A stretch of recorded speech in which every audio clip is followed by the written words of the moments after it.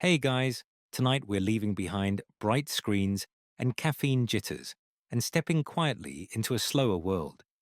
The kind where even a single cup of tea can hold an entire philosophy. Picture this: the palace of the Joseon Dynasty, Korea, maybe 400 years ago. It's dusk, the lanterns are being lit one by one, and a thin line of blue smoke curls from a brazier beside the pavilion. The air smells of pine, sandalwood, and roasted barley. This is where we'll spend the night. In the royal pavilion, a wooden masterpiece built with interlocking beams and tiled eaves that bend like gentle smiles. Outside, crickets sing in the damp grass. Inside, the servants move in silence, their white robes whispering as they set porcelain cups in precise lines across low lacquered tables. You probably wouldn't last a day in this world, not because it's dangerous, but because it's so quiet. Every movement means something. Even the act of setting down a teapot is part of a centuries-old choreography. So before you get comfortable, take a moment to like the video and subscribe, but only if you genuinely enjoy what I do here. And tell me in the comments where you're listening from tonight and what time it is where you are. Now, dim the lights, maybe turn on a fan for that soft background hum, and let's ease into tonight's journey together. You sit cross-legged on the polished wooden floor, the grain shining under candlelight. The servants bring in bowls of water from the palace well, each covered with silk to keep out stray dust. The air hums faintly with expectation. A single eunuch, tall and grave, steps forward with the teapot. A round-bodied porcelain vessel painted with a faint cloud pattern. He bows toward the empty throne cushion. The king isn't here yet. He'll come once the scent has settled. It's strange. The ceremony is all about waiting, the sound of waiting, the hiss of the water being poured into the brazier, the sigh of steam meeting metal, the faint chime of porcelain lids being lifted. It's like listening to music without instruments. As you watch, one of the attendants raises a small bamboo whisk and stirs the hot water gently, creating a thin whirlpool. He doesn't speak, but you can feel his focus. It's almost meditative, this quiet devotion to temperature and timing. A mainstream historical fact: Joseon tea rituals were deeply influenced by both Confucian and Buddhist ideals, balancing humility, discipline, and calm attention. Tea wasn't just a drink, it was a mirror of character, a careless pour, an uneven whisk. These were moral failings as much as technical ones. You notice how the servants' gestures are deliberate, yet graceful. Each movement is meant to express respect, not for the drink itself, but for the harmony it represents. Outside, the sky turns darker. Fireflies drift above the lotus pond, tiny sparks of gold reflected in the still water. The court musicians, seated just beyond the veranda, pluck the softest notes from their geagam zithers. 3, maybe 4 tones, lingering like breath before sleep. In the corner, a small brazier burns pinewood chips mixed with dried tangerine peel. The fragrance rises and folds into the air, mingling with the steam. You close your eyes for a moment and listen. The sound of boiling water is steady and calm. Not a furious bubble, just a low murmur, like the palace itself is exhaling. A fringe tidbit. One Joseon scholar once wrote that the perfect tea should make a man forget his name, but not his manners. Historians still argue whether he meant enlightenment or just good brewing. The eunuch stirs again. The tea this evening is a roasted barley blend. Caffeine-free, nutty, almost sweet. The king prefers it before sleep. They say it quiets the mind without dulling the senses. You can imagine him sitting here hours from now, alone, listening to the sound of rain against the roof tiles, his worries dissolving into steam. You look up. A carved wooden screen divides the room. On one side, the men of the court, officials in stiff black robes. On the other, the women of the inner quarters, faces half hidden behind sheer veils. Each group has its own ritual, its own pace of silence. You feel yourself slowing down to match it. The rhythm of steeping, breathing, waiting. A servant approaches you with a small porcelain bowl, delicate as an eggshell. The glaze is pale celadon, the color of dawn mist. Inside, the tea swirls golden brown, catching the reflection of the candlelight. You lift it, careful not to make a sound. It's warm against your hands. You breathe it in. Roasted grain, pine, and something faintly floral. The scent alone feels ancient. You sip. The taste is quiet too, subtle, steady, grounding. The eunuch steps aside, bowing. "For the king's peace," he murmurs. You realize that in this world, peace isn't a feeling, it's a performance. 1,000 small gestures rehearsed over centuries to convince both rulers and servants that calm can be controlled, even brewed. The night deepens. The king still hasn't come, but his presence feels near, woven into every careful movement. The palace glows like an ember in the dark, self-contained, serene, and impossibly fragile. You breathe out slowly, setting your bowl back on the lacquered tray. The sound is almost imperceptible, a soft tap that vanishes into the quiet hum of crickets. Somewhere beyond the walls, the wind stirs through the pines, carrying the faint smell of wet earth and rain on its way. For now, everything holds: the tea, the silence, the calm before the next century's noise. The following morning dawns soft and pale, sunlight slipping through paper lattice windows. The palace wakes without hurry. No clanging bells, no shouts of command, only the rustle of robes and the distant scrape of a broom against stone. You rise to the faint smell of toasted rice and green leaves being warmed in bronze kettles. The royal kitchens have begun their day. A pair of young attendants pass carrying wicker baskets filled with dried leaves, slender, curled, and pale as willow buds. You catch the scent as they go by, faintly floral, with a whisper of smoke. Tea, but not the kind you've known. From Hadong, one murmurs to the other, not realizing you're listening. The first flush. The monks say even the dew on these leaves is holy. You follow them out into the courtyard, where a low morning mist has settled, turning everything silver. Beyond the palace walls, mountains rise like sleeping elephants. This is Korea in the Joseon Dynasty's calm middle years, a place of scholars, scrolls, and quiet ambition. War and famine are far away. Here, perfection means patience. The attendants cross the courtyard toward the small stone building used as a drying house for imported leaves. The door stands open, releasing a soft exhalation of fragrance, earthy and fresh. Inside, another servant is sorting the leaves into shallow bamboo trays. Her movements slow and methodical. She hums a tune so low it might just be the rhythm of her work. You step closer and watch as she uses a thin brush to sweep away any dust. She sees you, bows slightly, and says, "These came from China once, but now the mountains give their own." A mainstream historical fact slips easily into this morning. Tea arrived on the Korean peninsula around the 7th century, likely brought by Buddhist monks returning from Tang, China. It began as an offering, a way to honor the Buddha and calm the body during long meditation. For centuries, it stayed within temples, quiet and disciplined, until it eventually wandered down from the mountains into royal courtyards. The servant gestures for you to step closer. "They say tea listens," she whispers. "You must not speak too loudly when it's drying.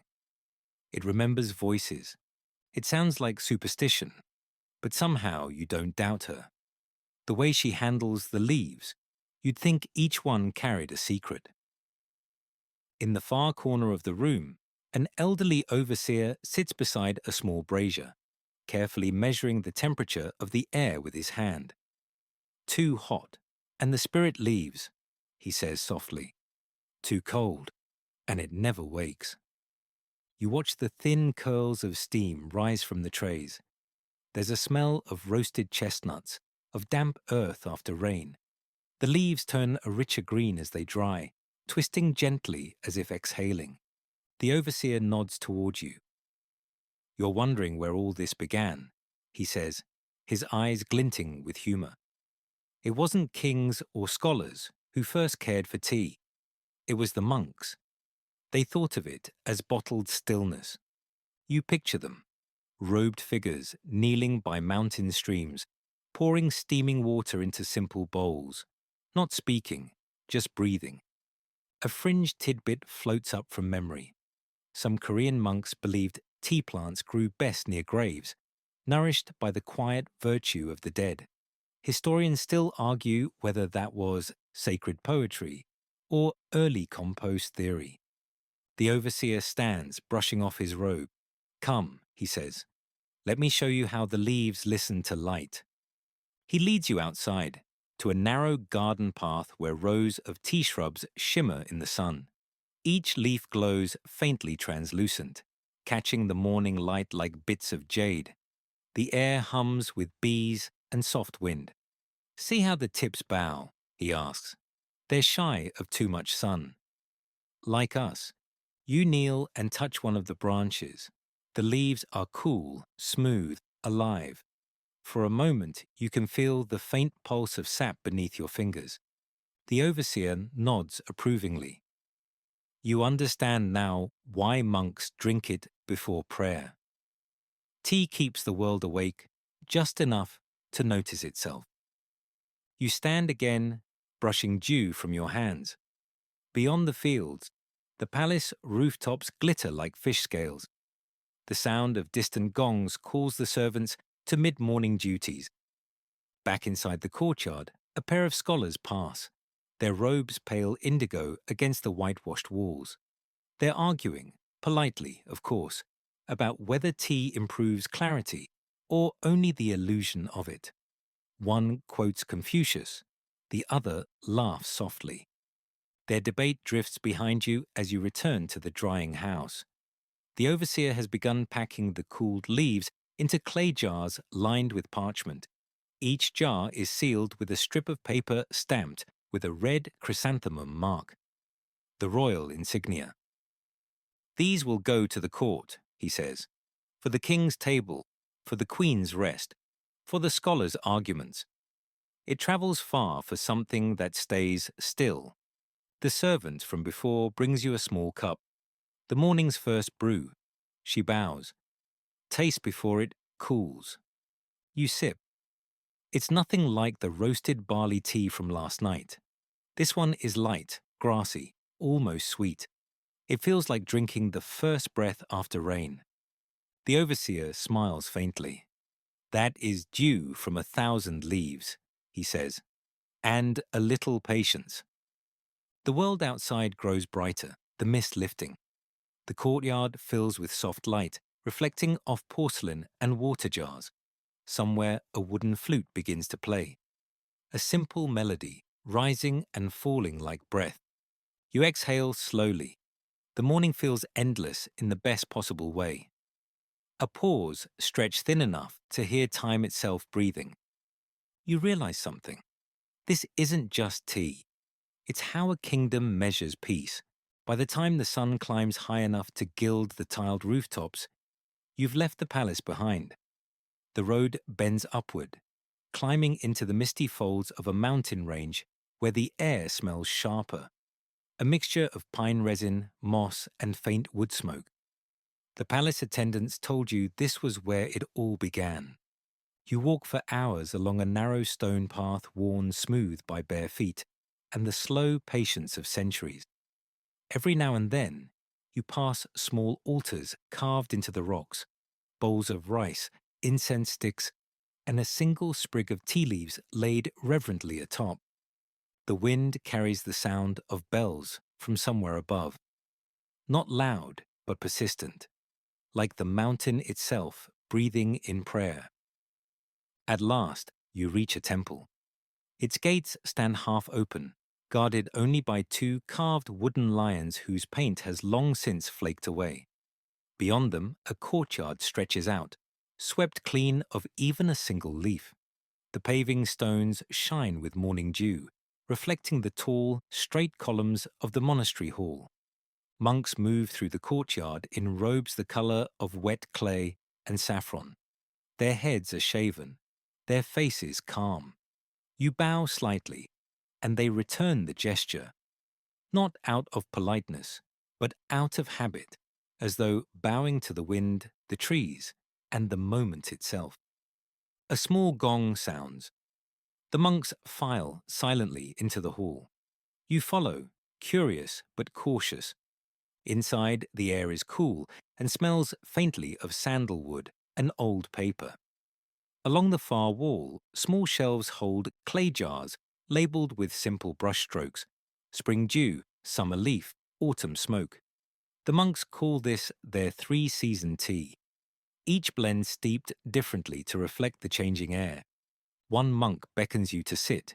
He places a wooden tray before you, its surface darkened with age and oil. Upon it, two small bowls, a kettle, and a thin bamboo ladle. No words, no ceremony, no grand gestures, just quiet movement. He scoops a small pinch of crushed green leaves into one bowl, pours in hot water from the kettle, then stirs gently with the ladle. Steam rises, soft and steady, coiling like incense smoke. The scent is subtle, earthy, grassy, and faintly sweet. You watch his hands. They're weathered but graceful. He seems to measure not with tools, but with instinct. Each movement slow, each pause perfectly timed. The sound of water pouring is rhythmic, almost hypnotic. A mainstream historical fact surfaces in your mind. During the Goryeo and early Joseon periods, Buddhist monks preserved the art of tea-making when it nearly vanished from courtly life.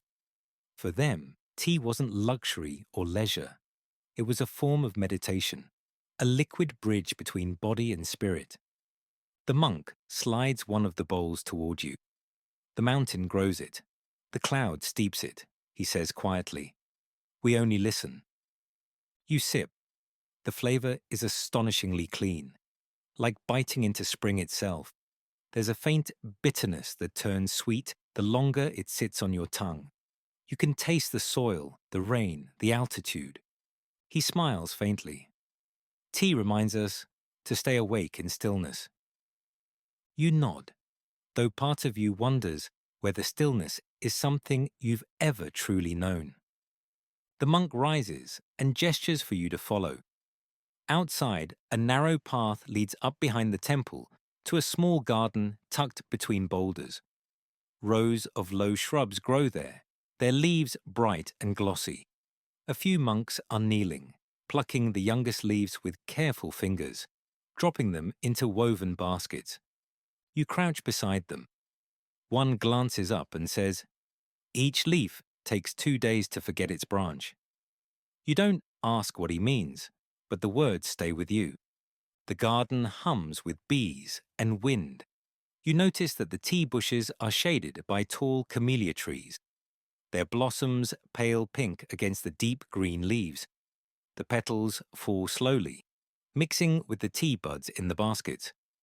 The monk beside you murmurs, "We never separate them." The camellia is the tea's memory. A fringe tidbit drifts to mind. Some early Korean tea masters believed camellia petals carried protective spirits, so they let them fall naturally into the harvest. Historians still argue whether that was agricultural superstition or just a poetic excuse for laziness. The monks work silently, the sound of plucking like soft rain on silk. Every few minutes they pause to stretch their hands or look toward the valley below, as if checking that the world is still there. As the day grows warmer, the fragrance deepens. Fresh leaves, camellia pollen, the faint sweetness of distant blossoms. You help them fill one basket, though your clumsy movements earn a few amused glances. Too much haste, says the monk with a smile. Tea forgives, but it remembers. You follow him back to the temple. The picked leaves will rest in the shade until evening, then be roasted lightly over charcoal.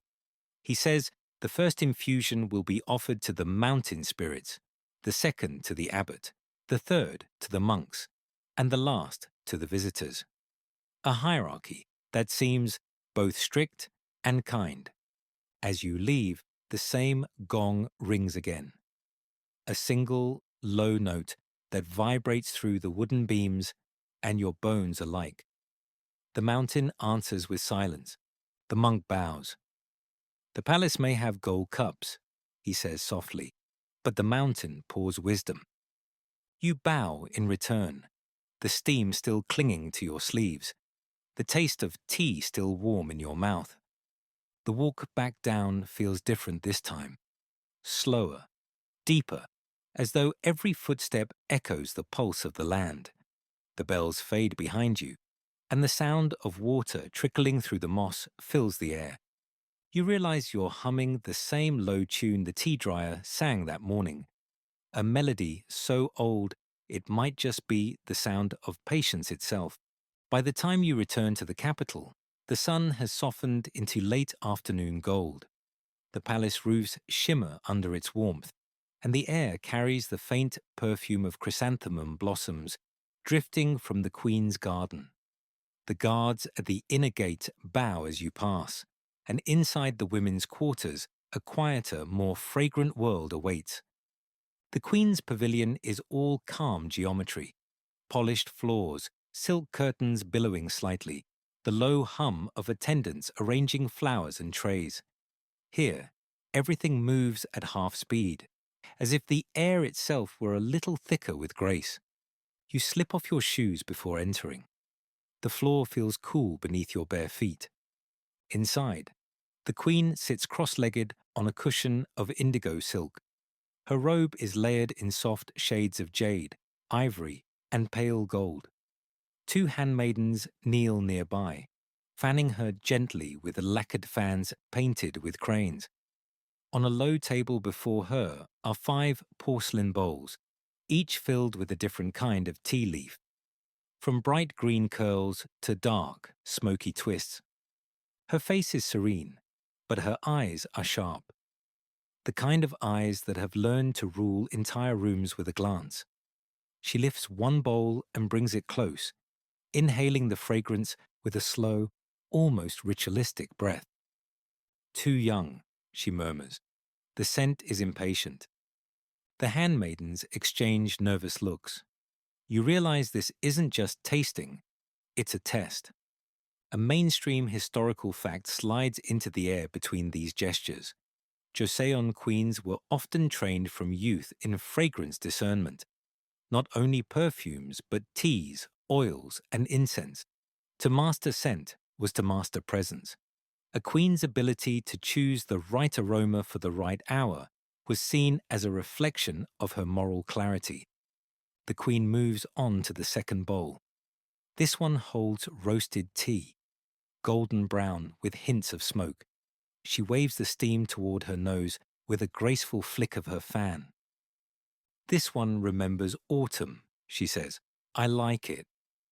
One handmaiden notes it down with a small brush on parchment. Every preference becomes palace policy. The third bowl is offered. The queen closes her eyes and leans in. The steam curls upward, soft and fragrant. You watch as her expression changes, calm giving way to the faintest smile. "This," she says, "is from the monk's mountain garden." The head attendant bows. "Yes, Your Majesty. Sent by the temple this morning." The queen nods. "It smells of stillness. Serve it tonight." Around her, the handmaidens move with the precision of dancers. One fetches a copper kettle, another folds a silk napkin. The brazier glows with embers, casting little golden tremors on the porcelain. The queen begins her part of the ritual. She ladles water from the kettle, her movements deliberate and exact. 3 scoops, each poured at a different height. The steam rises in elegant spirals, never breaking its form.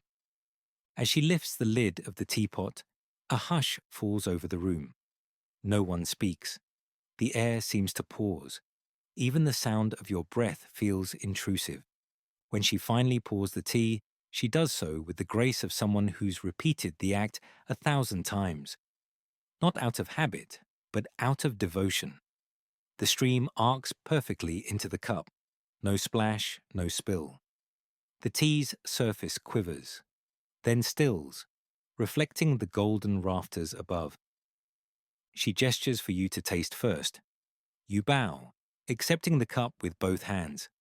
The porcelain is warm, but not hot. Another sign of skill. You take a sip. The flavor blooms slowly.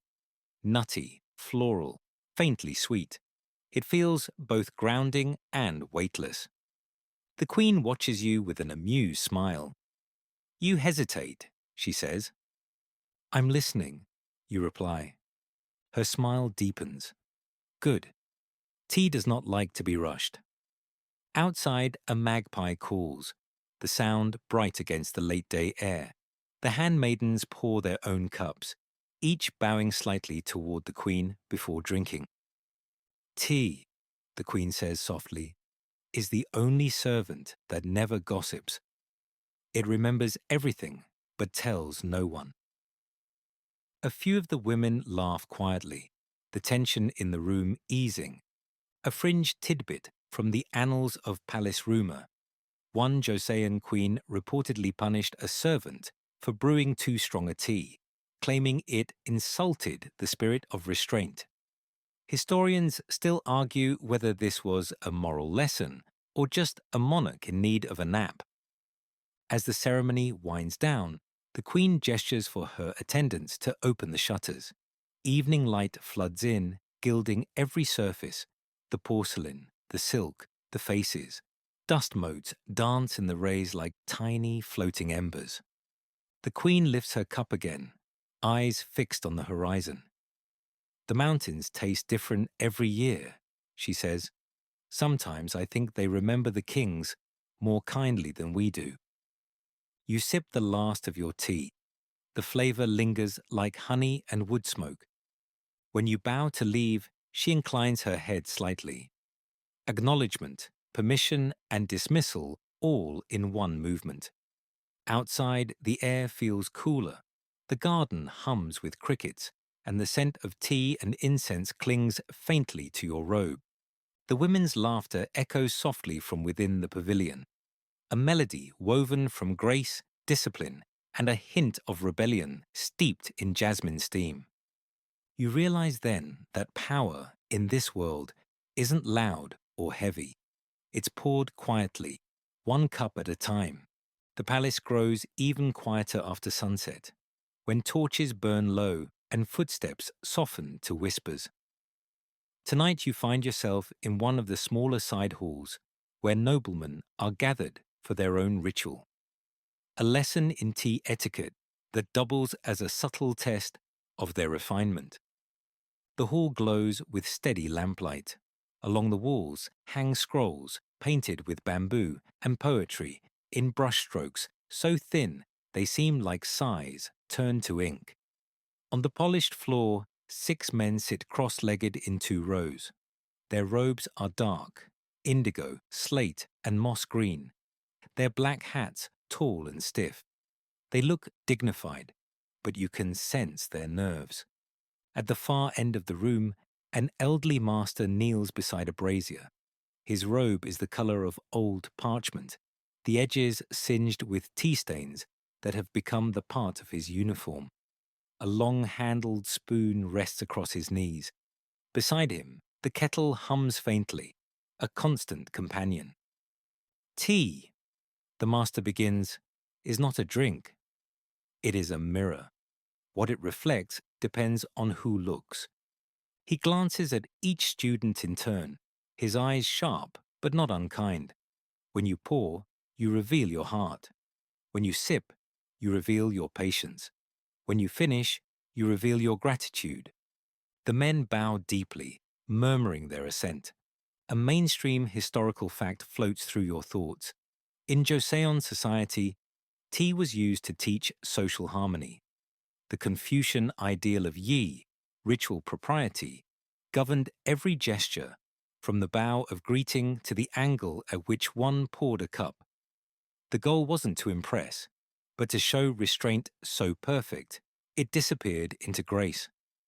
The master gestures for the first man to step forward. A scholar, perhaps 40, with careful hands and the nervous energy of someone who reads too much and sleeps too little. He kneels, places the kettle on its stand, and begins to pour. The first stream is too fast. The sound, sharp, impatient. The master's eyebrow lifts. Nothing more. The scholar corrects his posture and tries again, this time slower. The water falls in a smooth ribbon, whispering rather than splashing. Better, the master says. You have learned to speak softly.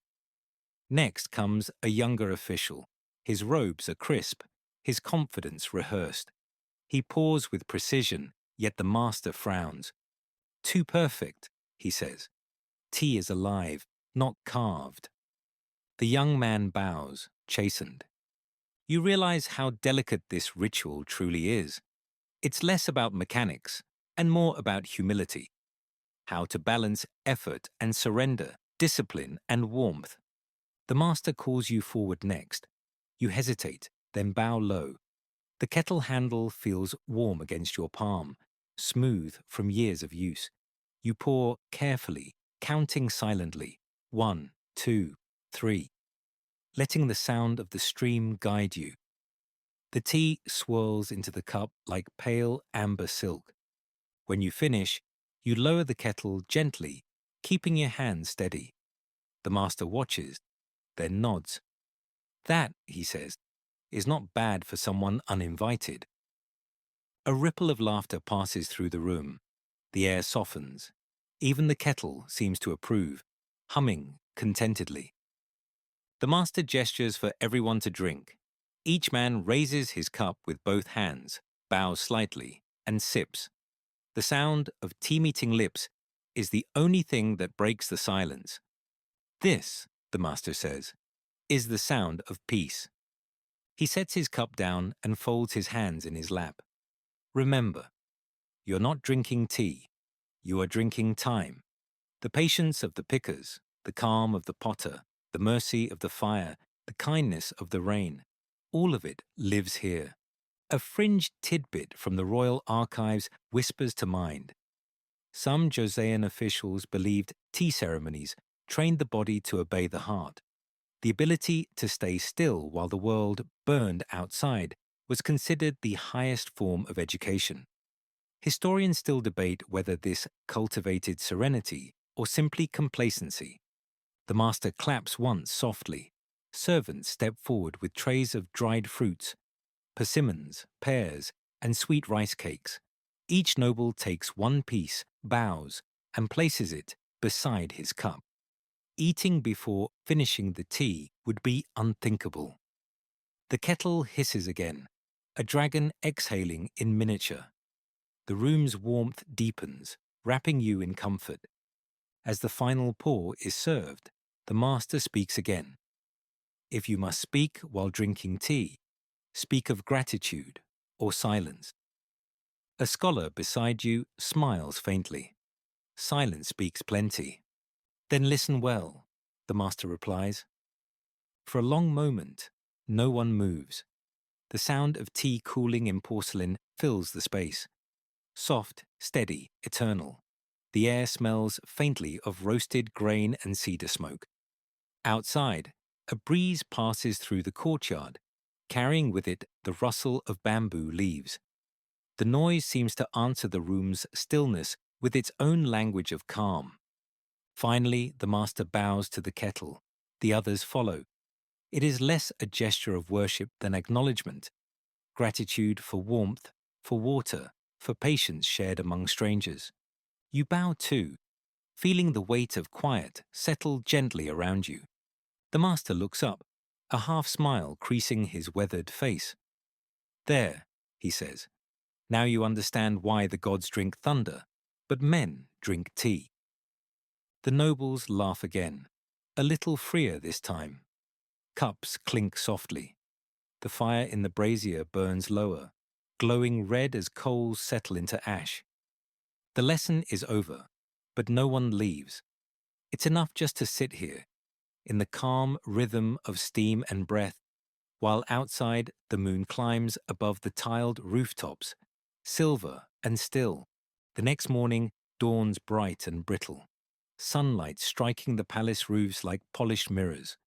You're led through a maze of courtyards to a part of the palace few ever see. The royal kilns, where the porcelain of the court is born in fire.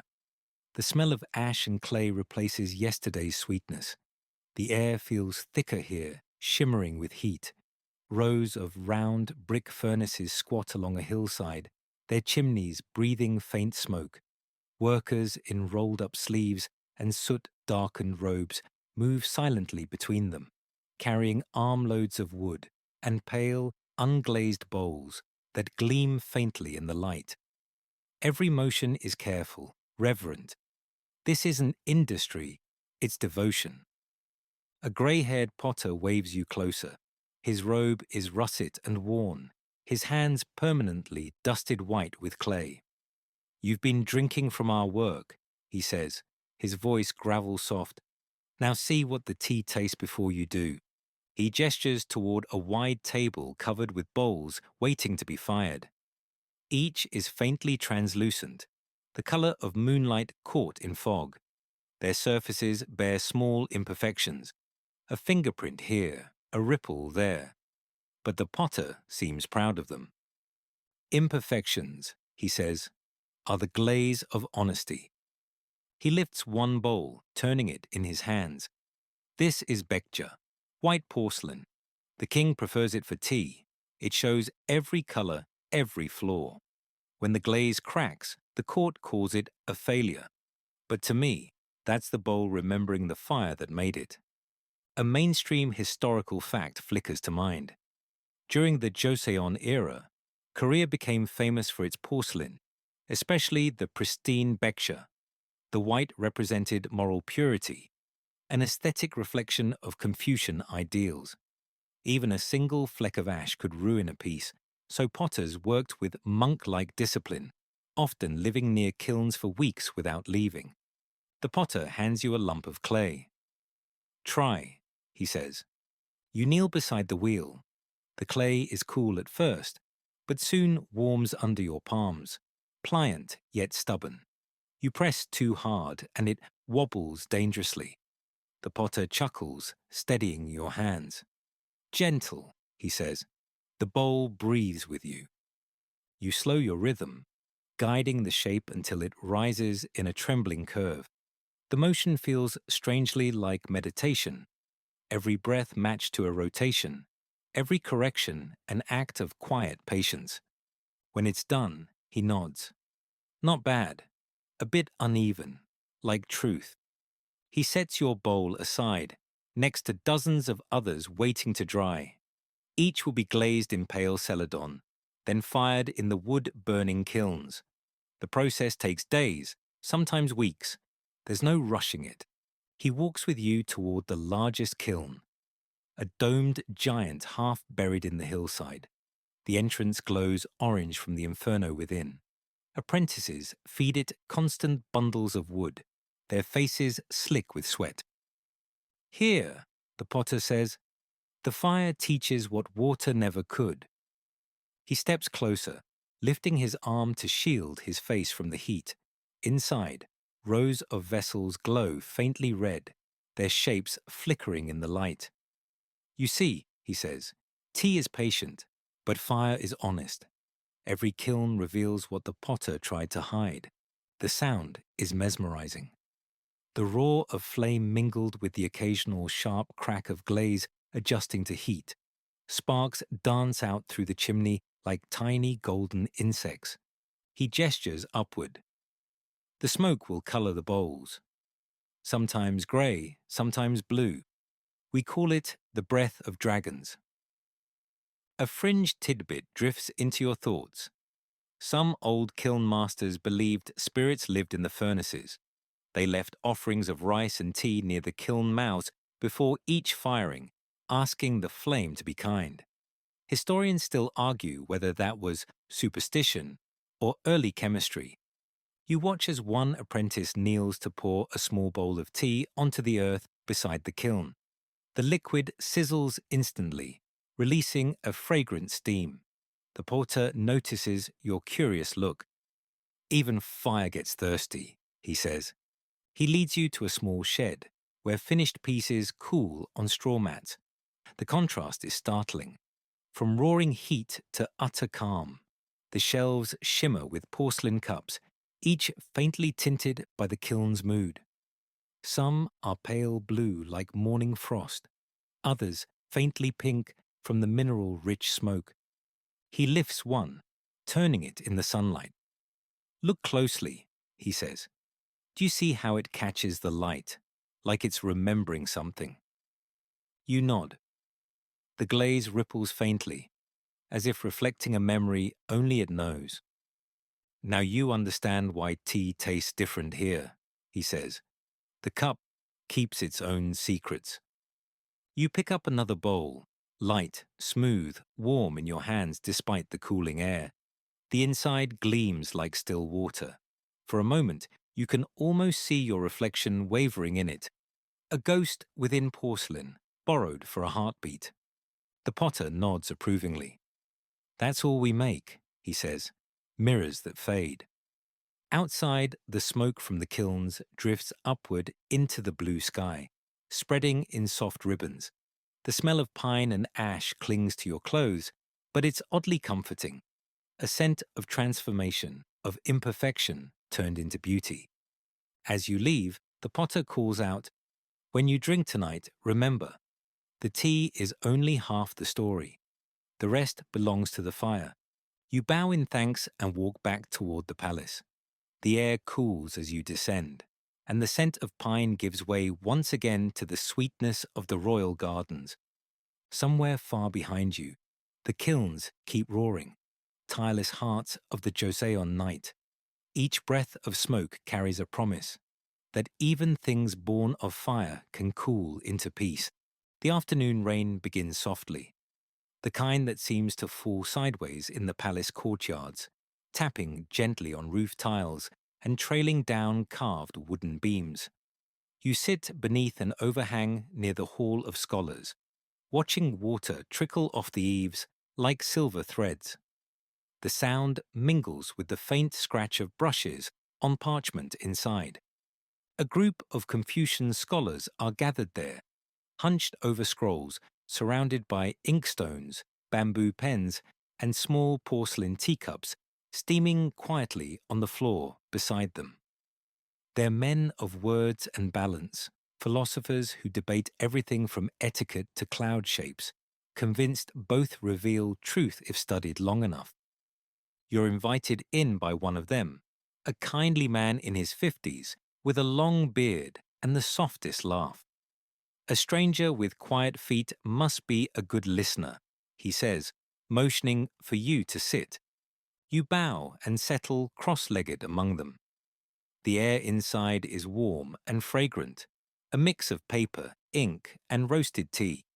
The scholar pours for you from a clay teapot, its handle shaped like a small crane.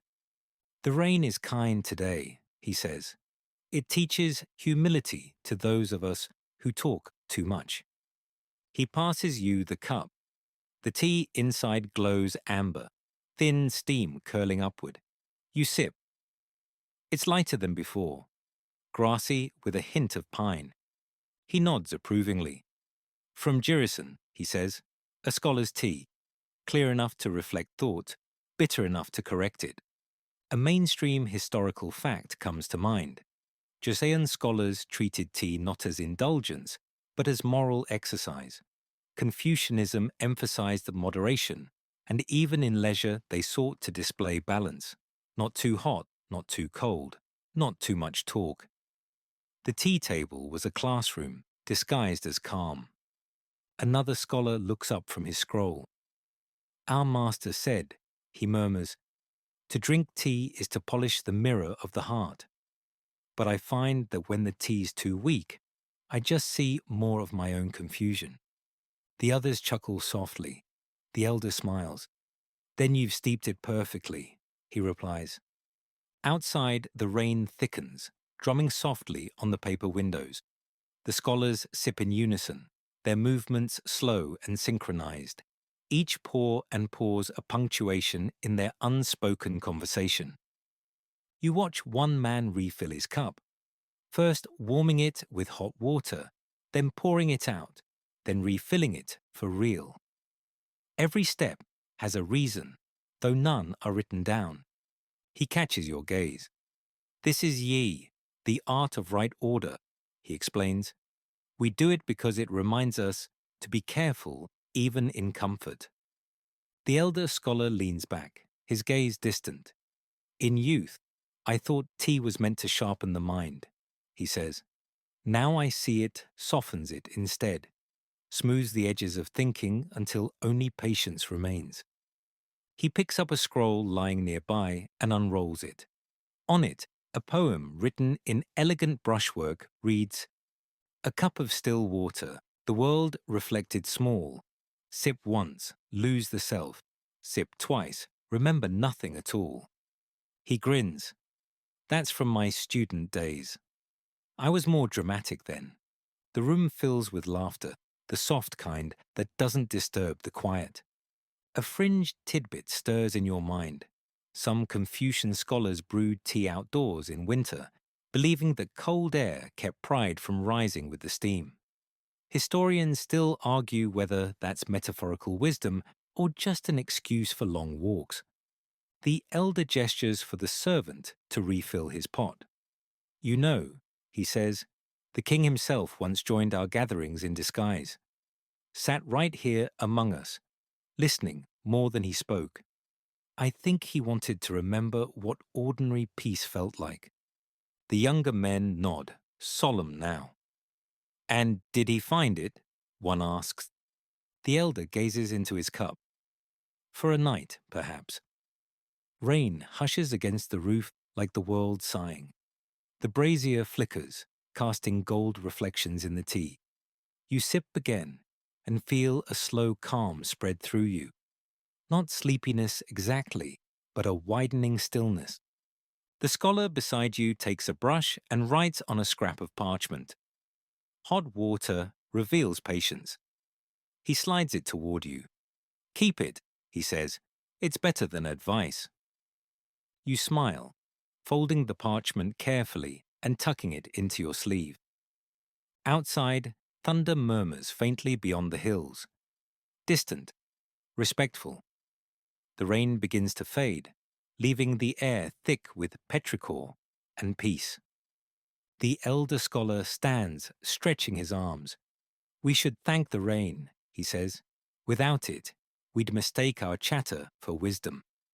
He turns to you. And thank you, traveler, for bringing silence with you. Most guests bring questions. You bow deeply, unsure whether to accept that as praise or a lesson. Perhaps both. When you step outside, the courtyard glows silver in the damp light. Drops hang from the edges of tiles like tiny jewels. You can still hear the soft murmur of teacups behind you, the scholars returning to their debates. Not loud enough to break the spell of stillness, just enough to keep it alive. As you walk away, the paper in your sleeve warms faintly against your skin, as though the words themselves are steeping slowly in your thoughts. You don't read it again. You don't need to. The phrase has already dissolved into you like sugar in water. Hot water reveals patience. It is night again, and the palace has fallen into its soft ritual of silence. From the distance comes the steady murmur of frogs by the lotus pond, and above, the moon hovers low. A white coin set gently into the black silk of the sky. Tonight, the corridors are lit not by torches, but by bowls of sesame oil with floating wicks, their flames trembling like tiny hearts. You are guided by a quiet eunuch down a narrow hall behind the throne room. His steps make no sound. The king does not sleep well, he whispers. He requests the midnight tea. You've heard of this tradition, the king's calming blend, a private ceremony attended only by his closest servants. They say it's brewed from rare herbs gathered by monks, designed not to intoxicate or excite, but to smooth the rough edges of thought. The recipe has never been written down. It passes from memory to memory, like a lullaby whispered across generations. The eunuch leads you into a small chamber lit by a single lamp. The air smells faintly of sandalwood and burnt sugar. At the center of the room, the king sits on a low cushion, beside a table no larger than a chessboard. His robe is plain white, his crown absent. Without ceremony, he looks almost human. He glances up at you and smiles, the kind of smile that has seen too much of the world to trust itself. Sit, he says softly. The night listens better when there's company. You kneel opposite him.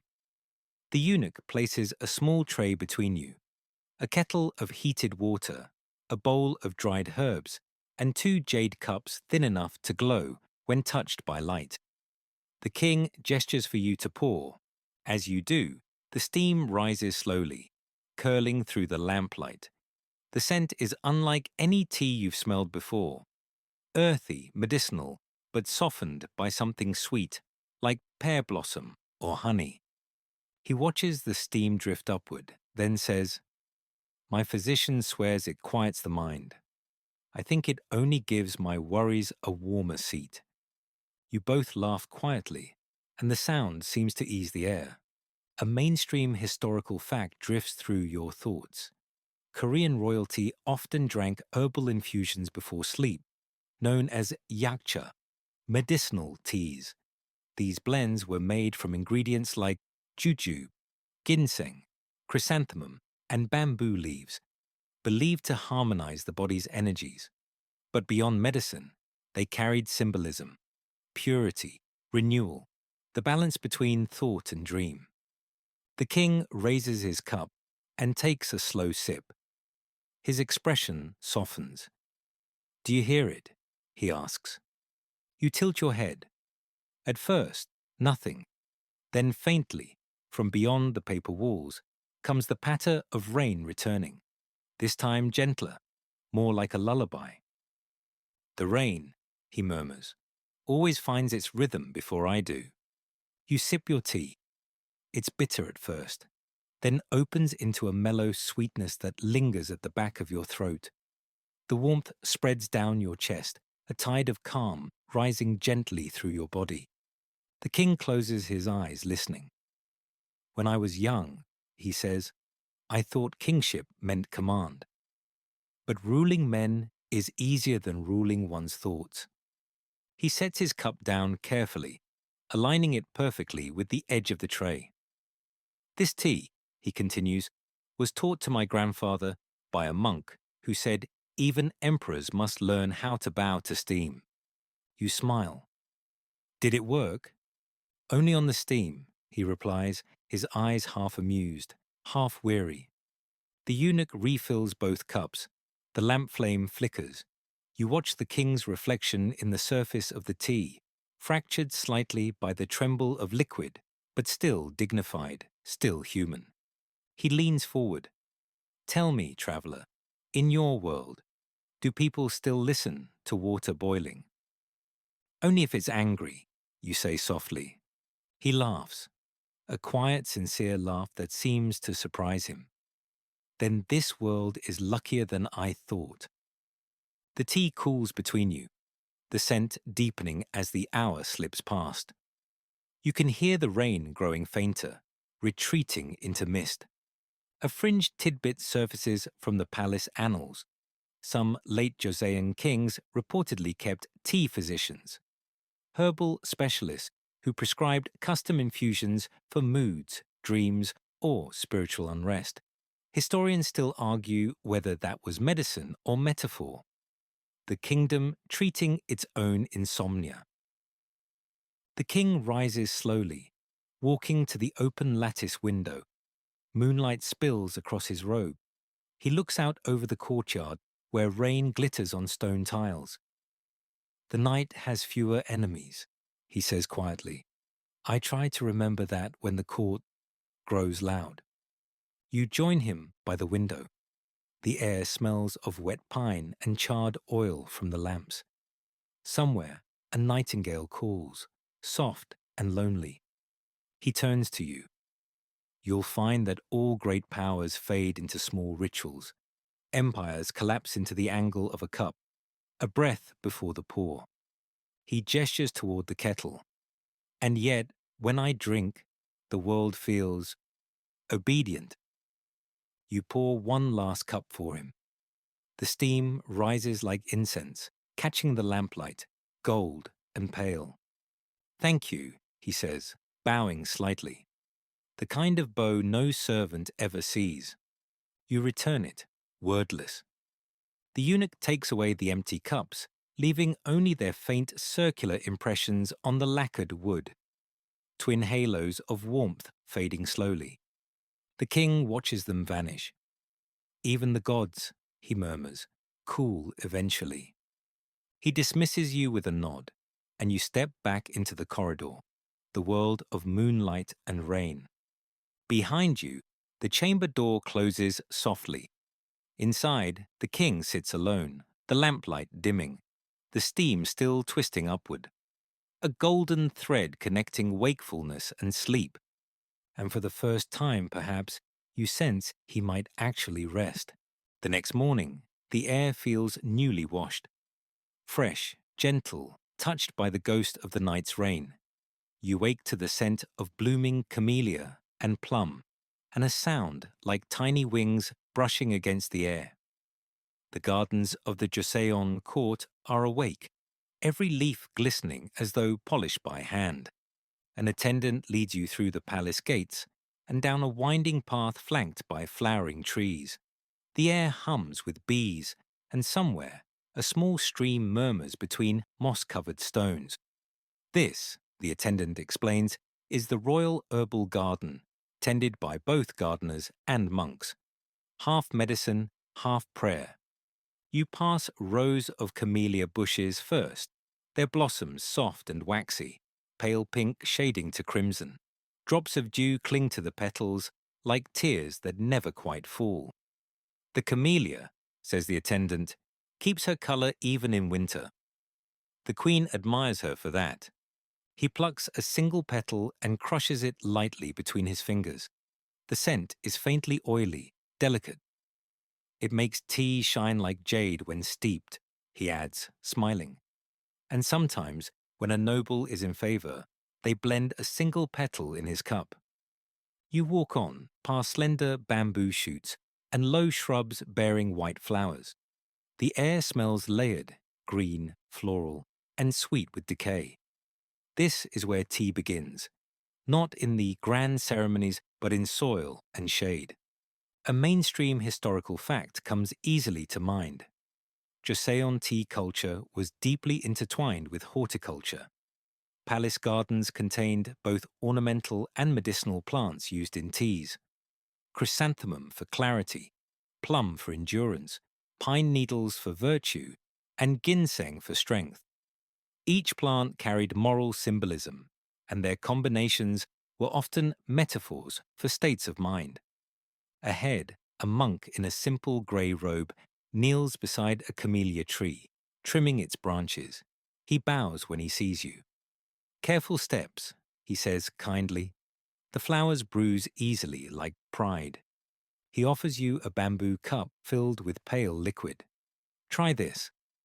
Plum blossom infusion. It forgives early mornings. You take a sip. The taste is faintly tart, clean, almost sparkling. It leaves your tongue cool, as if winter itself had passed through your mouth. The monk chuckles softly. Plum survives frost. That is why kings drink it in January. To remember that endurance can be beautiful. He leads you deeper into the garden. The path narrows between trellises, heavy with green vines, and white jasmine blooms. Beyond them lies a pond, still and perfectly round, its surface sprinkled with floating petals. The reflection of the palace roof trembles on the water, warped by dragonflies. The monk kneels by the edge, dips a small ladle into the pond, and pours a little water back over the camellia roots. The pond keeps memory, he says. Every time we draw from it, we must return something. Otherwise, the tea grows bitter. You crouch beside him, tracing a finger through the water. It's cool and clear, and when the ripples fade, you can see fish drifting lazily below. Flashes of silver among the shadows. A fringed tidbit flickers through your thoughts. Some record suggests the royal gardens were designed following geomantic principles. Every plant, pond, and stone placed to align with cosmic balance. Historians still argue whether this was science or spirituality, but the effect is unmistakable. Peace that feels engineered. You follow the monk toward a shaded grove where the scent of pine deepens. This is where we prepare the seasonal blends, he says. Camellia for brightness, bamboo for patience, plum for resilience. The queen prefers spring blends. The king prefers winter ones. He stops beside a low stone table, where a young apprentice grinds dried petals and leaves into powder, using a circular granite mortar. The rhythmic sound fills the grove. Scrape, turn, scrape. Every garden has its own heartbeat. The monk says, "This is ours." You watch the apprentice at work. The powder forms small, uneven piles of green and pink. The color tells the story, the monk explains. Too dark, and the tea grows heavy. Too pale, and it loses its spirit. Nearby, another apprentice pours the powder into a paper satchel, seals it with wax, and presses the royal insignia into the warm seal. These will be carried to the queen tonight, the monk says, a cup of spring for her dreams. The scent of the ground petals thickens as the wind changes, sweet and grassy, with a note of something old and comforting, like parchment warmed by sunlight. The monk turns toward you. You've seen the cups, the etiquette, the scholars, he says. But here is the true secret of tea. It begins in forgiveness. The plant must bend to wind, the water must yield to fire, and the drinker must surrender to silence. You nod slowly. The truth of it feels less like learning and more like remembering something you once knew. The monk smiles, handing you a small sachet of his own blend. Camellia, plum blossom, and pine needles. Steep it with care, he says. It tastes best when you are lonely, but not sad. You bow deeply, slipping the sachet into your sleeve. The air around you feels alive now, fragrant, humming, layered with invisible movement. As you walk back toward the palace, you hear the sound of soft pruning behind you. Snip, snip, snip. A steady heartbeat among flowers. The garden fades from view, but its scent clings to you, as though the blossoms themselves refuse to let go. And when you breathe, you swear you can still taste it. That delicate promise between earth, water, and patience. Night falls with a quiet confidence, the kind that comes only to places long practiced in serenity.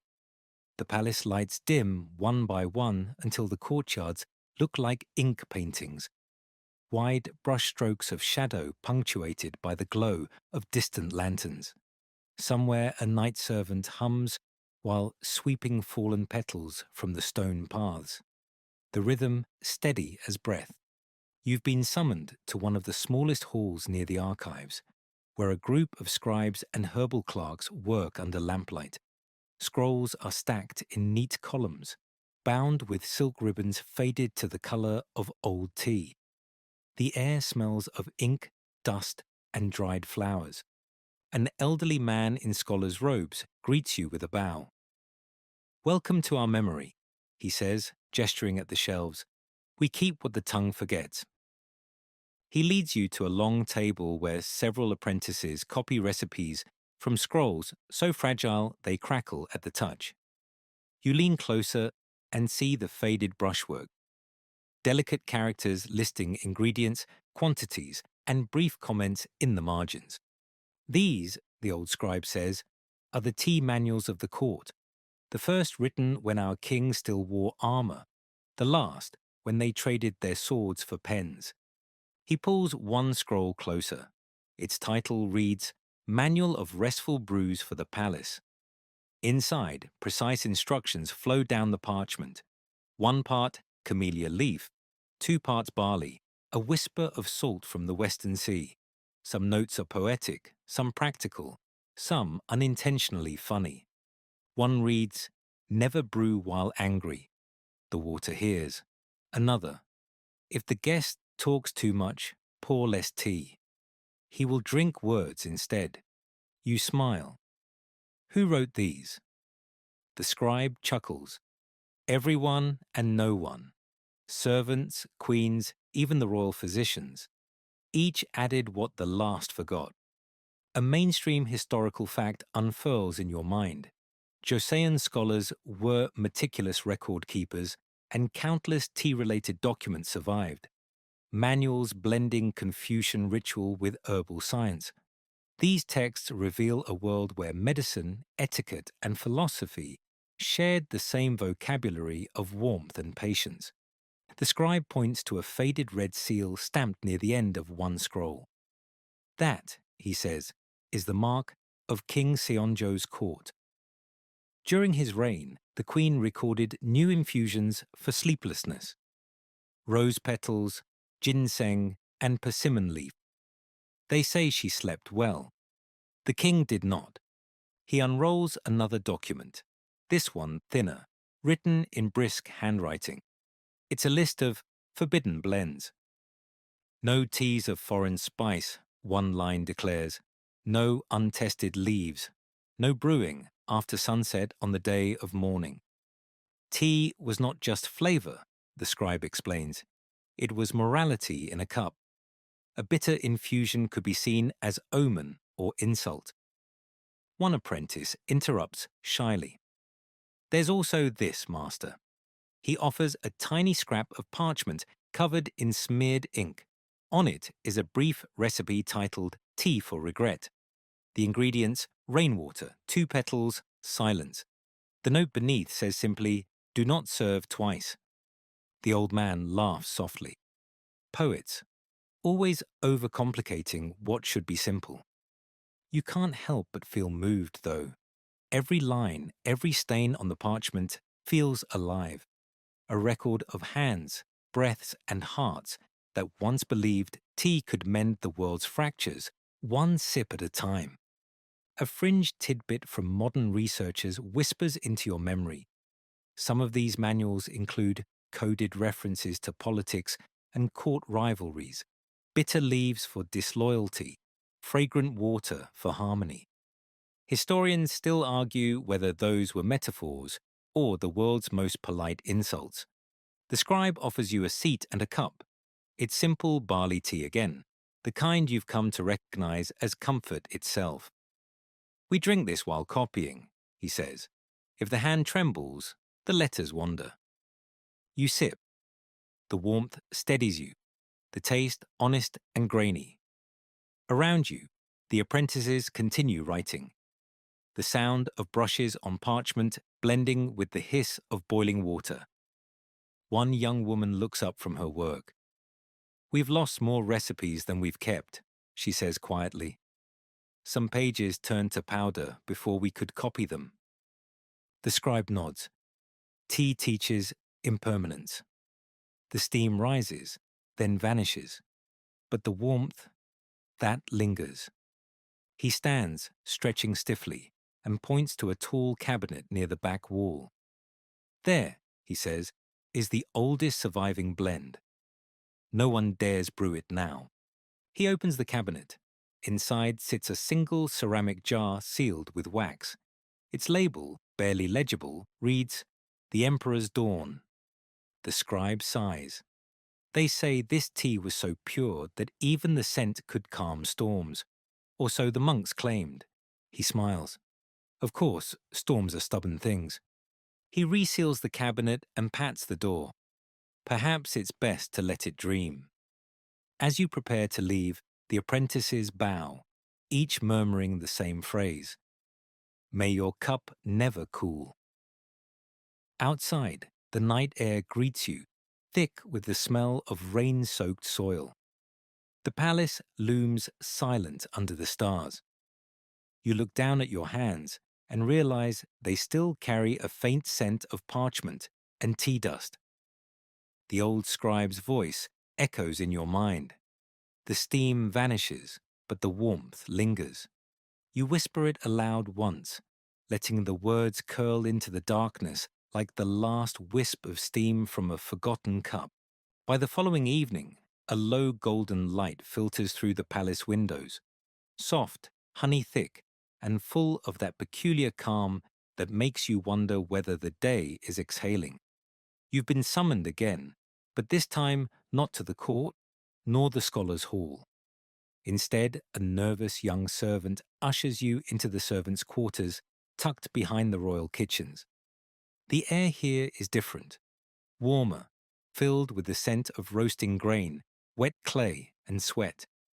Pots clang softly, and the faint hum of gossip fills the narrow space. You've entered the real heart of the palace, the place where perfection meets panic. In the corner, a pot of tea is brewing. A small cluster of servants huddle around it like conspirators. They're whispering urgently, and one of them, a boy no older than 16, looks like he's about to faint. The head servant, a broad woman with sharp eyes and an apron stained the color of soy sauce, notices you. She huffs, "Don't just stand there. If the tea goes bitter, we're bitter too." You step closer. The boy is clutching a ladle in both trembling hands. "It's too strong," he whispers. "I let it steep too long." The woman snatches the ladle from him and peers into the pot. It's not too strong. It's only honest. A ripple of uneasy laughter passes through the group. One of the older men mutters, "Tell that to the Queen's tongue." You blink. Who's the tea for? The woman sighs dramatically. The royal physician. And then Her Majesty. If he says it's bitter, the Queen will say it's bitter. And if she says it's bitter. She pauses, letting the silence stretch. Well, the last boy who brewed bitter tea now sweeps the stables. Without a broom. The pot bubbles ominously. The boy looks ready to cry. "Quick," the woman says, "fetch me honey water." Not too much. We'll say the monk who sent it wrote the wrong proportions. A mainstream historical fact flickers to life. Joseon court servants faced immense pressure to uphold ritual precision, especially during tea ceremonies. Even a small mistake, a crooked pour, a bitter note, a cracked cup, could be read as a moral failing, an insult to hierarchy, or a bad omen for the kingdom itself. You watch as the head servant dips a wooden spoon into the pot, tastes, and frowns. "Still too proud," she mutters. "Tea should bow, not boast." She sprinkles a pinch of salt into the mix. A strange move, but her face lights up instantly. "There," she says. "Now it knows humility." You can't help but laugh softly. A pinch of philosophy in every pot. She winks, and a ladle of luck. The boy exhales in relief. Will it pass? The woman hands him a cup. If it doesn't, just faint dramatically. Queens love loyalty expressed through collapse. The others chuckle, their fear easing into amusement. Someone fans the brazier. Another polishes the teapot's lid with a cloth. The smell that fills the room now is divine.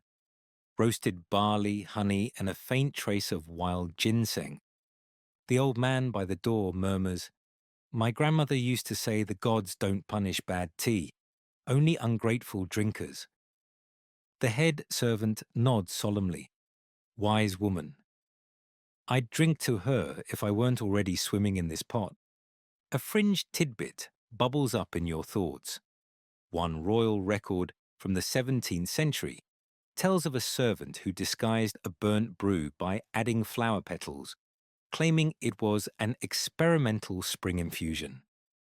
Historians still argue whether that marked the invention of floral teas or the birth of royal improvisation. The kitchen door creaks open, and a physician enters. Old, stooped, dressed in grey robes, his expression perpetually unimpressed. The Queen awaits, he says curtly. The room freezes. The head servant nods and ladles a portion of tea into a porcelain pot, its lid painted with tiny chrysanthemums. She hands it to the boy.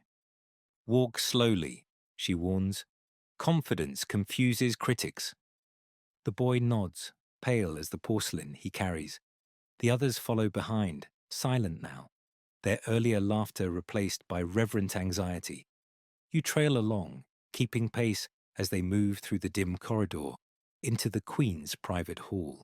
She sits at her table, calm and radiant as ever. The physician stands beside her. The air smells faintly of perfume and sandalwood.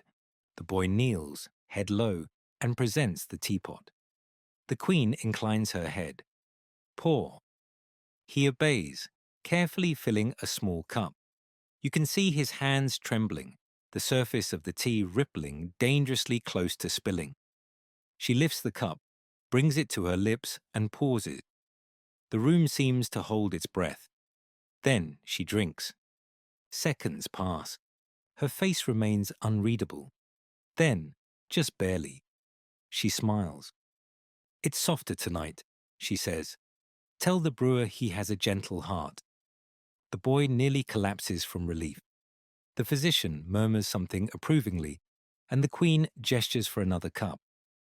The head servant, standing in the back, exhales with a grin. See, she whispers to you. All tea tastes better with a little fear. You stifle a laugh. When the ceremony ends and the Queen dismisses them, the boy bows until his forehead touches the floor. As they return to the kitchen, the tension breaks into laughter once again. He looks at you, still dazed. Do you think she knew? Of course she knew, you say. She just forgave it. He smiles shyly. Then maybe tea forgives too. You nod, the thought warming you more than the fire could. Tea always forgives, but never forgets. The boy glances toward the pot, still steaming softly in the corner. Then I should apologize to it. Do that, you say with a grin. It might brew sweeter next time. The laughter that follows is light, human, and honest. The sound of people who've learned that perfection tastes best with a hint of chaos. The palace wakes slower on rainy mornings. The sound of water drumming on paper roofs replaces the flutes and gongs, and servants shuffle across slick stone paths, carrying trays covered in linen. Today, though, there's an unfamiliar energy in the air. A whisper traveling through the corridors. Foreign guests have arrived. By the time you reach the hall of audience, the rain has eased into mist. Courtiers stand in neat rows, their silk robes shimmering like wet feathers. At the far end, beneath a gilded canopy, the king sits poised and alert, his expression unreadable. Beside him, two men stand apart from the rest, one in the flowing red robes of a Ming envoy, the other in a coat of coarse wool that looks wildly out of place. The envoy bows low, elegant as calligraphy. The foreigner, a Dutch trader by the look of him, attempts an awkward half-bow that earns a few suppressed laughs from the court. They've come, it seems, not for gold or tribute, but for tea. A translator steps forward, murmuring introductions. The Ming envoy presents a lacquered box inlaid with jade. Inside, neatly pressed cakes of dark tea gleam faintly in the torchlight. From Yunnan, he says proudly, aged under mountain mists. The court murmurs approvingly. A few scholars nod, whispering about its medicinal virtues. Then the Dutchman opens his own offering. A tin cylinder wrapped in waxed cloth. From Java, he says in halting Korean, strong as storm, black as night. The smell that escapes is bold, smoky, almost shocking in this world of floral subtlety. A ripple of confusion passes through the hall. The king's eyebrows rise, intrigued. Black tea, he repeats. The envoy bows slightly. Unrefined, Your Majesty. Commoners drink it when haste is needed. The king chuckles softly. So it's tea for impatience. The scholars exchange scandalized glances. One mutters, a brew without manners. Another sniffs, a barbarian leaf. Yet curiosity wins. The royal tea master steps forward, receiving both gifts. We will taste, he says simply. Soon the hall fills with the sound of pouring water. Steam rises, fragrant and faintly sweet from one kettle, sharp and bitter from the other. 2 cups are presented to the king. He lifts the first, the Yunnan tea, and inhales. Earth, he says. Rain. Patience. Then the second. He takes a cautious sip. His eyes widen slightly, then narrow in thought. Smoke, he murmurs, and iron.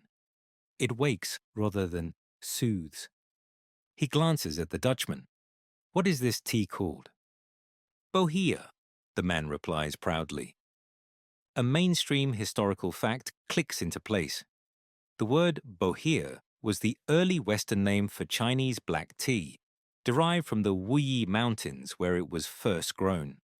European traders had only recently begun importing it, fascinated by its color and potency. Korea, by contrast, had long favored green and herbal teas, symbols of purity and restraint. The king sets the cup down slowly. Strange, he says. It feels like listening to thunder after a lifetime of rain. The court chuckles uneasily. The envoy bows again, clearly pleased, while the Dutchman smiles awkwardly, clutching his hat. The tea master, ever the diplomat, pours a blend of both teas. A small experiment.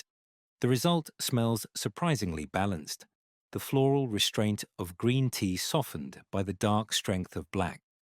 He offers it to the king, who sips and nods. Perhaps, he says, the mountain and the storm can meet halfway. A gentle murmur of approval ripples through the hall. Later, in a quieter courtyard, you find the 2 visitors seated together beneath a pine tree, sharing a pot of the hybrid brew. The envoy raises his cup. Harmony, he says. The Dutchman repeats the word, smiling. Harmony. A monk nearby adds softly, harmony is just patience shared between strangers. You pour your own cup, joining them. The taste is peculiar, sweet and strong, bitter and comforting at once. It feels like the meeting of 2 worlds that will never fully understand each other, but will always try. A fringe tidbit from travel diaries drifts into your thoughts. Records suggest that foreign merchants visiting Joseon occasionally traded black tea and sugar for silk and porcelain, though such encounters were rare and carefully supervised. Historians still debate how much of Korea's tea evolution was homegrown versus inspired by these brief, fragrant meetings. As the rain resumes, soft and rhythmic, the envoy begins humming a Chinese folk tune about mountains. The Dutchman, not knowing the words, whistles along out of tune. Everyone laughs, even the monk, whose chuckle sounds like temple bells.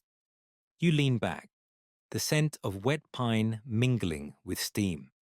The courtyard glows silver from the rain, and the cups gleam gold in the lamplight. For a brief moment, language, empire, and pride dissolve in the shared ritual of warmth and breath. Tea, the envoy says thoughtfully, is the only peace that travels well. You nod, raising your cup. and the only storm that ends in calm. The others smile, sipping in silence as the night folds gently around you. A world small enough to fit inside a single steaming bowl. Decades pass quietly within the story, like steam slipping through a half-open door. The palace changes, new kings rise, old scholars fade into memory, and outside the walls, the world hums faster. You stand once more in the courtyard, where the air once shimmered with fragrance and etiquette, but now there's something missing. An invisible hush, a stillness replaced by murmurs of something new.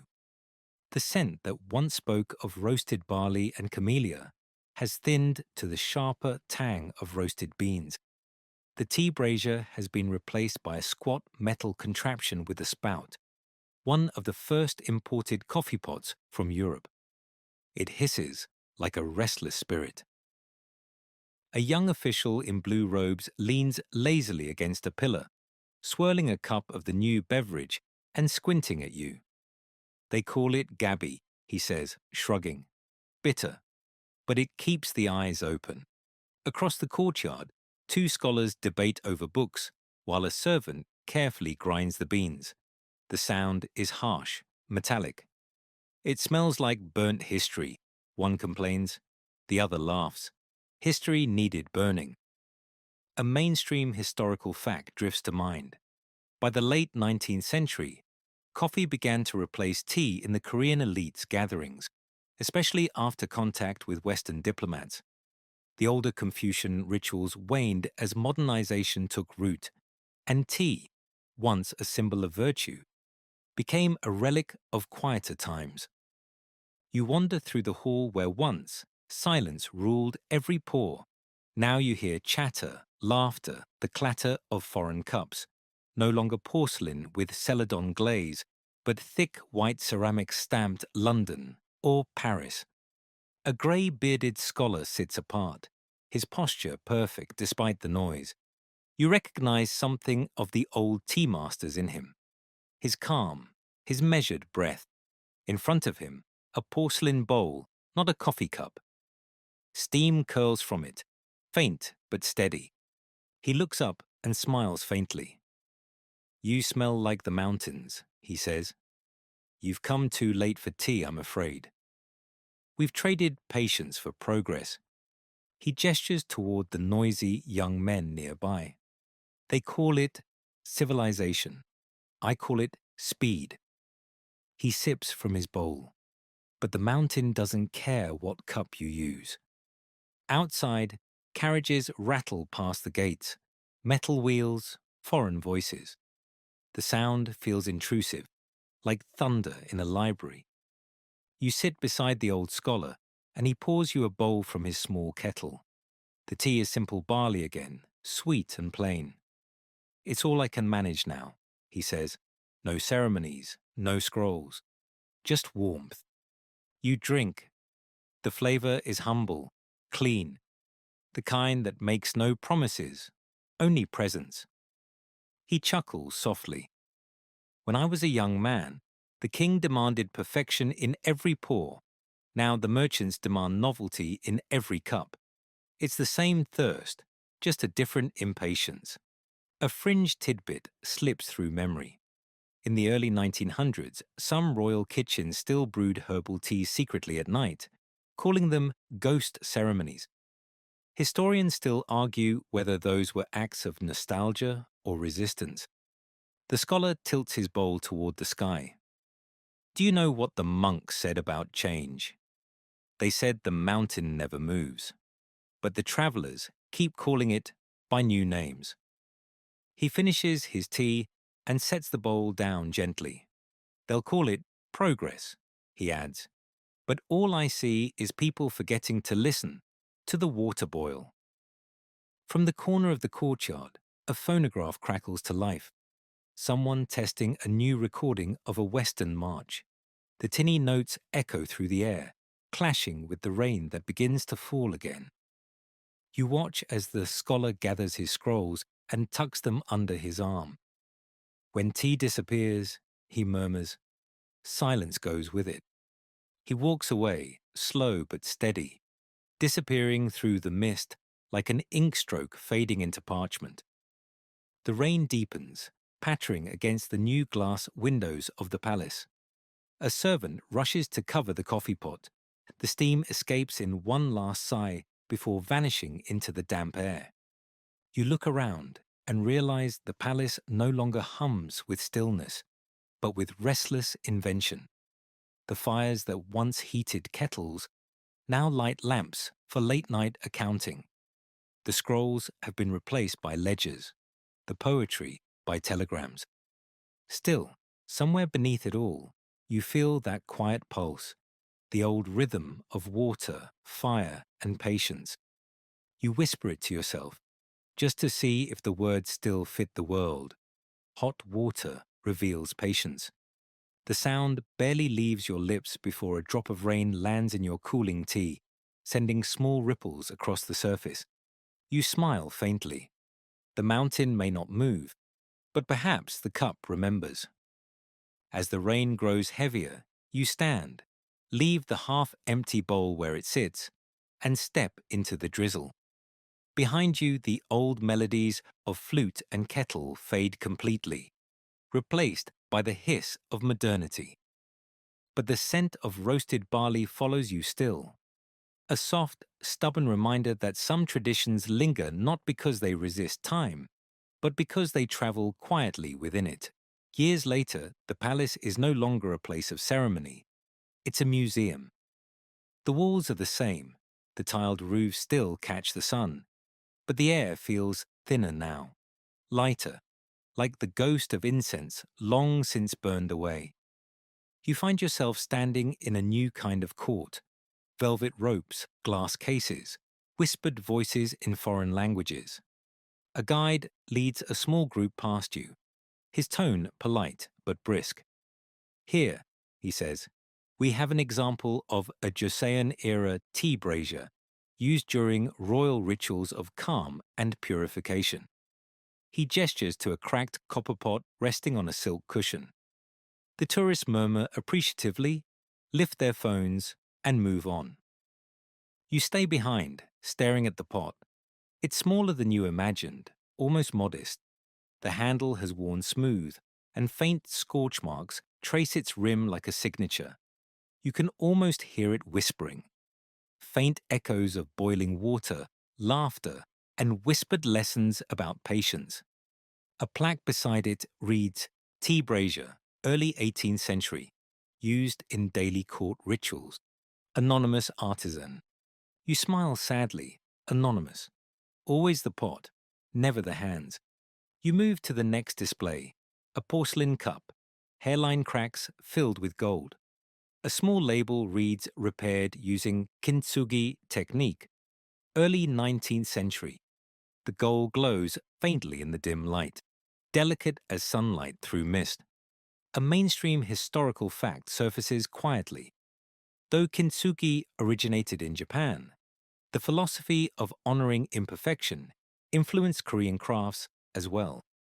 Artisans in the late Joseon period valued the repaired object more than the flawless one. It carried proof of endurance, of stories mended rather than erased. You lean closer, your reflection trembling faintly in the glass. You survived, you whisper to the cup. A museum attendant glances your way, smiles awkwardly, and moves on. Further down the hall, you come to a display of scrolls, fragile, browned with age. One bears the faded title, Manual of Restful Brews for the Palace. You recognize it instantly.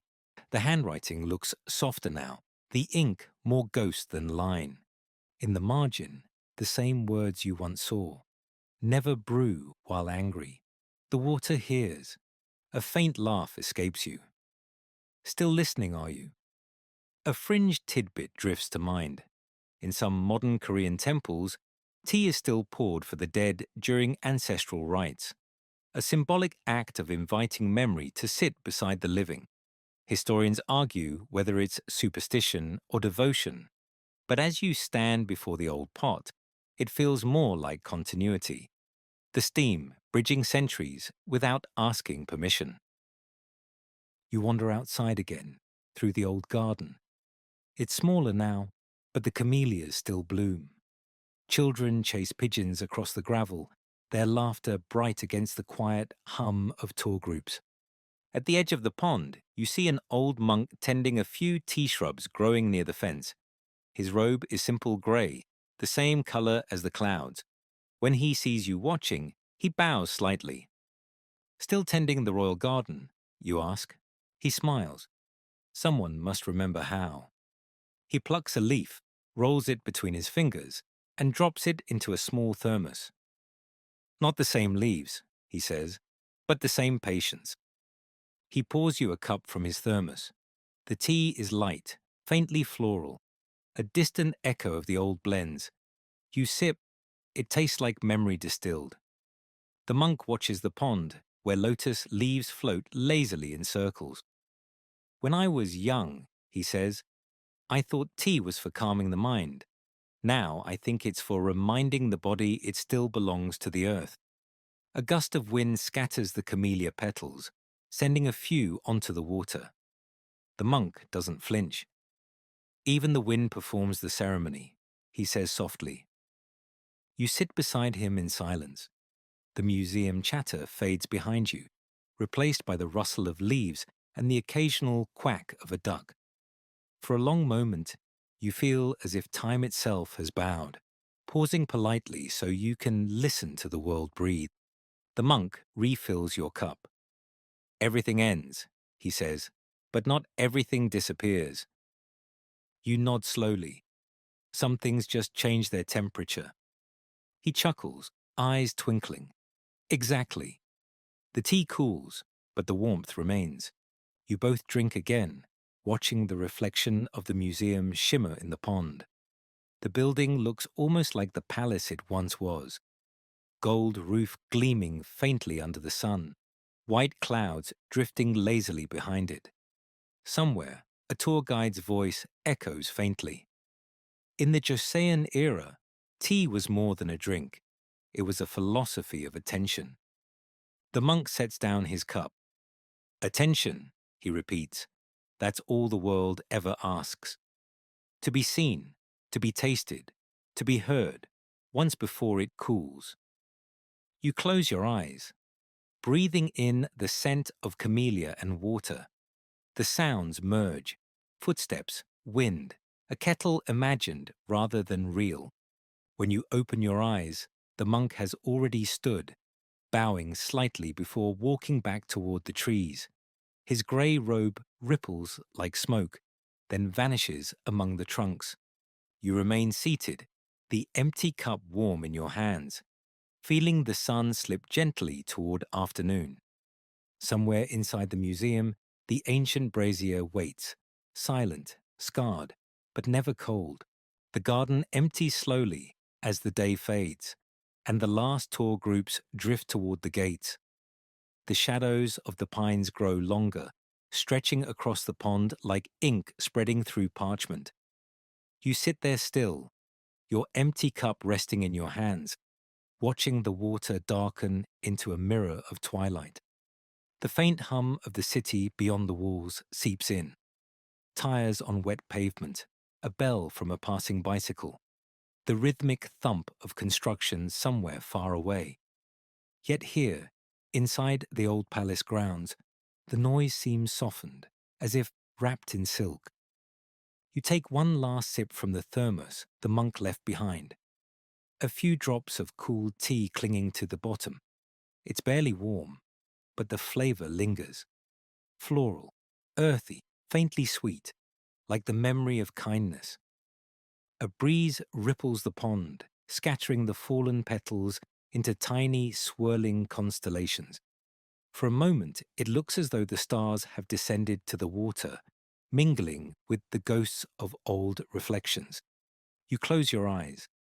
The story unspools behind them. The monks grinding leaves in mountain fog. The queen's gentle fingers lifting a porcelain lid.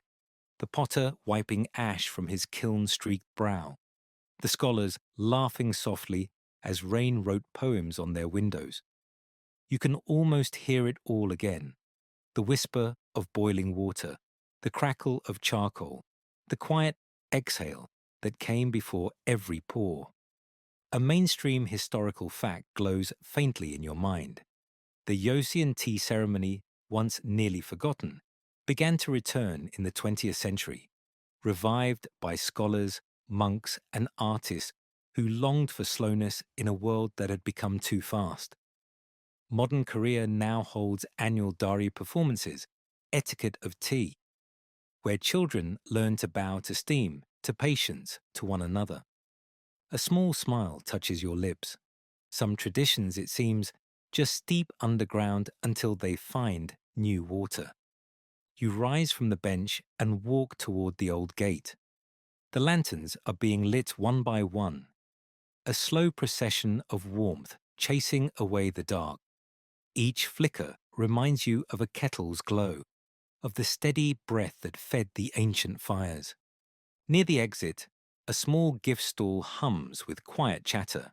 On its shelves, replicas of the old tea sets, tiny scroll bookmarks with calligraphy that reads "Harmony and Stillness," and boxes of modern teas with names like Royal Garden Blend and Serenity of the Queen. A young vendor smiles at you. "Would you like to taste one before you go?" You nod. She pours a small paper cup of tea and hands it over. The scent, barley, pine, a whisper of camellia, hits you like the echo of a dream. "It's based on the old Joseon recipe," she says proudly, "made for calm days." You take a sip. The flavor is humble, familiar, perfectly imperfect. The vendor tilts her head. "Too mild." You shake your head. "Just honest." She grins. "That's what our elders said too." As you walk away, you hear her greeting another visitor with the same gentle rhythm. It makes you smile. The ceremony continues, just smaller now, quieter, hidden in gestures.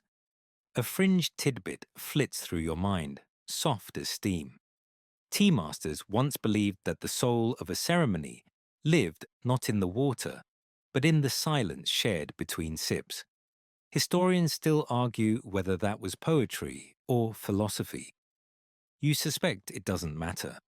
You stop beneath the last archway, turning for one last look. The palace stands half in shadow, half in lantern light, like an old soul caught between memory and sleep. A pair of camellia petals drift past your feet, carried by the night breeze. You crouch, pick one up, and tuck it into your sleeve. A relic, a reminder, a seed of stillness. And then, as if cued by some unseen hand, the rain begins again. Soft, unhurried, perfect. You walk into it. Each drop feels like a heartbeat, every gust of wind a sigh of centuries. The city lights beyond the walls blur into gold smudges, reflections of a world that's still boiling, still changing. But somewhere in all that motion, a small calm persists. The same calm that lived in the Queen's cup, the monk's mortar, the potter's kiln, that patient hush between fire and flavor.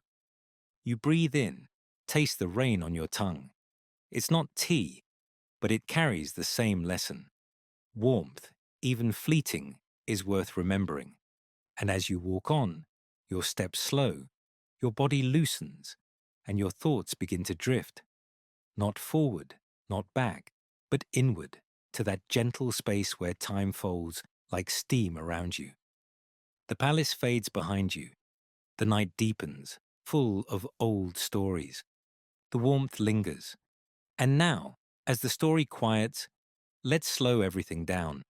The air feels cooler, softer, the kind of night that makes sound dissolve. You can almost hear the faint echo of your own heartbeat beneath the rain. Steady, calm, patient. Imagine you're still there in the garden, long after the museum has closed, long after the lanterns have gone out. The moon rests low, and mist curls above the pond like steam that refuses to fade. Somewhere, a kettle cools. Somewhere, a cup still holds a trace of warmth. You breathe in deeply. The faint scent of tea leaves, pine smoke, and rain-wet stone. You breathe out slowly, letting your shoulders fall. Your thoughts scatter like petals. Everything heavy loosens. The garden doesn't need you to move. It just wants you to notice how still you can become. The same calm that lived in those ancient hands, the queens, the monks, the potters, lives in you too, waiting quietly beneath the noise of the day. Every inhale is a sip of patience. Every exhale, a release of worry. The past and present blur, and all that remains is this gentle, drowsy now. Let the sound of rain grow softer in your mind until it's only rhythm. Let your breath slow until it feels like a tide returning to shore. The world beyond this calm can wait. For now, it's just you, the warmth, and the quiet promise that every cup and every night can be steeped into peace. Sweet dreams.